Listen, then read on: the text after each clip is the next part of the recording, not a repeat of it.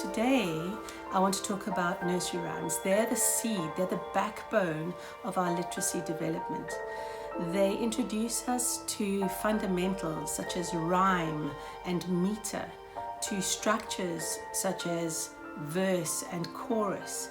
And with this concept, with these internalized rhymes, we're able to enrich any child and equip them for the journey ahead. You know for yourself how perhaps in childhood you were introduced to ABC songs to help you remember your alphabet. When you've been preparing for a test, you've created little rhymes and patterns to remember that data. I can still remember a teacher from when I was, I think 6 or 7 years old, must have been 7, and she was trying to teach the class how to spell the word 8, and it was a tricky word. That rhyme sits in my head, and it goes a fatty and a thinny and a ga-ha-ta.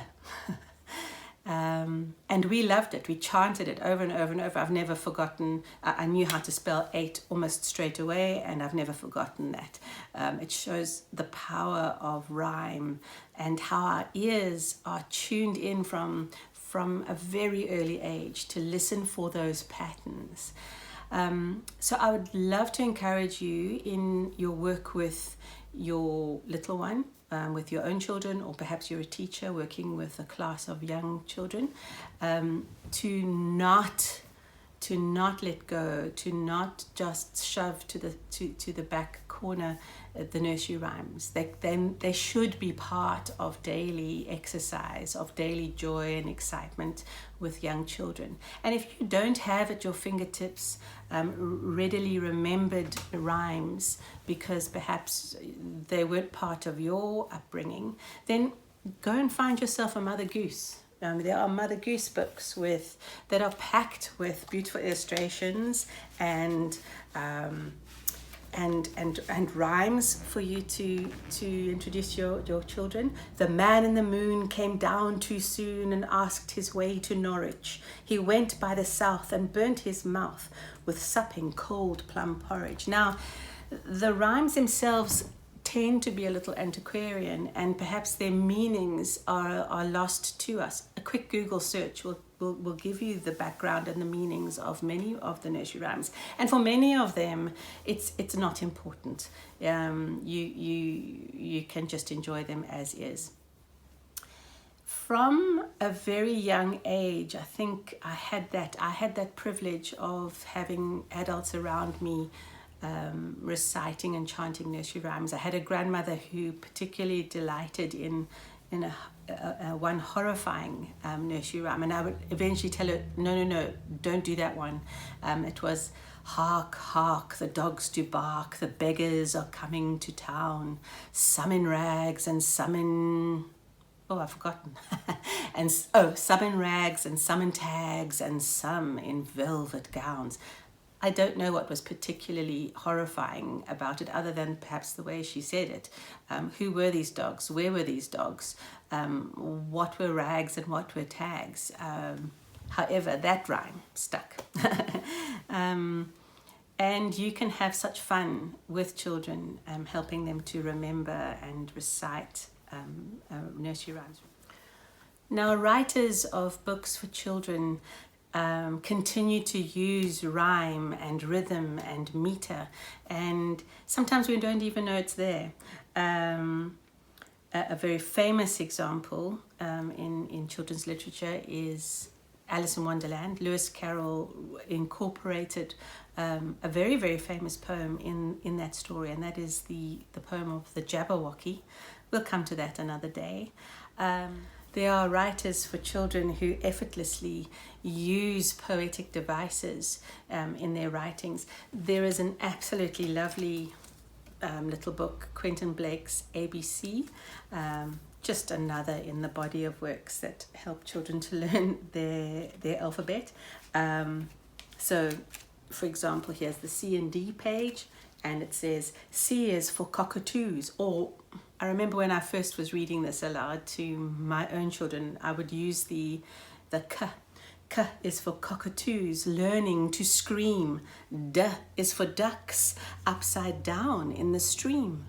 And so what he's done is he's using rhyme and rhythm to create a little story, a poem, essentially, one long poem about the alphabet. This just brings me to the point, what is the difference between rhyme, rhythm, and meter? Now, rhyme is, you know about rhyming words, where the word sounds the same. It's got a similar sound in it, usually attaching itself to long vowels. So, scream, stream, dream. Rhythm and meter is a little bit more difficult to discern. So if you think about meter is the heartbeat. Da da da da da da da da da da da da da da da da da da da. Rhythm is the flow that you put onto the poem or to the rhyme. So a very, very well-known work is We're Going on a Bear Hunt by Michael Rosen. Now, I read this book so often to my own children, and I am ashamed to say that I did not pick up on the poetry of the book until I actually watched the video of Michael Rosen himself narrating and performing, in a way, this story. You can find it on YouTube. And he really emphasizes the rhythm of the work. I would read it. We're going on a bear hunt. We're going to catch a big one. What a beautiful day. We're not scared. But when you listen to him reciting it, he's the author himself. He goes, we're going on a bear hunt. We're going to catch a big one. What a beautiful day. We're not scared. Uh-oh, a forest, a big, dark forest. We can't go over it, we can't go under it. Now, I had no idea that was the intention of this children's work until I saw him performing it for himself. Now, I have played that video of him to 13 and 14-year-olds in the dramatic arts classes. They are completely, every single time I play it, they are completely captivated by it. There's something absolutely delightful in that rhythm that they get taken along, and they will be sitting down. I introduce them, because we're now learning about choral verse. I introduce them to this story and this poem, and then I hit play and I show them the YouTube video. And within pages, they are all reciting and chanting it along with him. They absolutely delight in that musicality of the poem.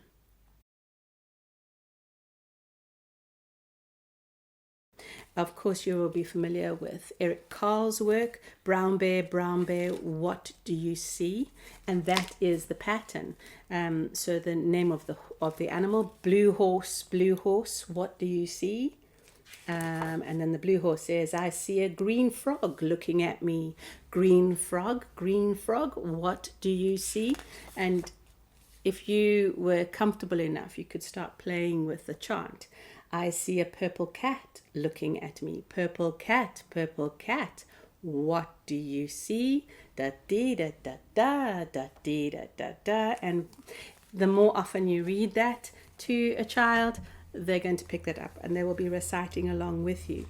An absolutely gorgeous book or series of books are the Hairy Maclary books, and they also play around with rhyme and poetry.